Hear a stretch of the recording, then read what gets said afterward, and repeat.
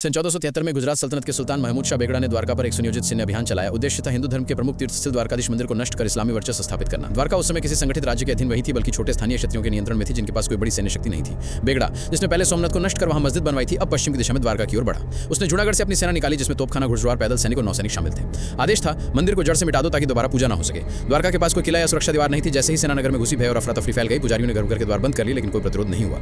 बेगड़ा की सेना ने तोपों और हथौड़ों से मंदिर की दीवारें तोड़ी, मूर्तियों को अपवित्र किया और मंदिर की परिक्रमा में आग लगा दी। भगवान श्री कृष्ण की मूर्ति को तोड़कर या समुद्र में फेंक देने का उल्लेख मिलता है। गर्भगृह में गोबर, मिट्टी और मल डालकर उसे पवित्र किया गया। नगर के घरों को लूटा गया, शास्त्र और पांडुलिपियां जला दी गईं। महिलाओं, पुजारियों और बच्चों पर अत्याचार हुए। 3 दिनों तक द्वारका पर कब्जा रहा। मंदिर का हर चिन्ह मिटा दिया गया, शिखर गिरा दिया गया और भूमि को गंदगी से भर दिया गया ताकि वहां कोई दोबारा मूर्ति स्थापित न कर सके। चौथे दिन सुल्तान ने घोषणा की, ये भूमि अब इस्लाम के अधीन है। मौलवियों ने ध्वस्त गर्भगृह में नमाज अदा की और इसे दारुल इस्लाम घोषित किया। 5वें दिन बेगड़ा ने सैनिकों से कहा कि जो कोई भी भविष्य में यहाँ पूजा करने की कोशिश करेगा उसे मौत दी जाएगी। नगर को लूट के लिए खुला छोड़ दिया गया। पुजारियों के घरों, वेद पाठशालाओं और जैन मंदिरों तक को नष्ट कर दिया गया। जैन मूर्तियों को तोड़ा गया या इस्लामी प्रतीकों से बदल दिया गया। द्वारका पूरी तरह खामोश हो गई। न मंदिरों की घंटियां, नहीं न शंख की धुनी। जहां श्रद्धा की गूंज थी, वहां राख, धूल और लाशों का ढेर था।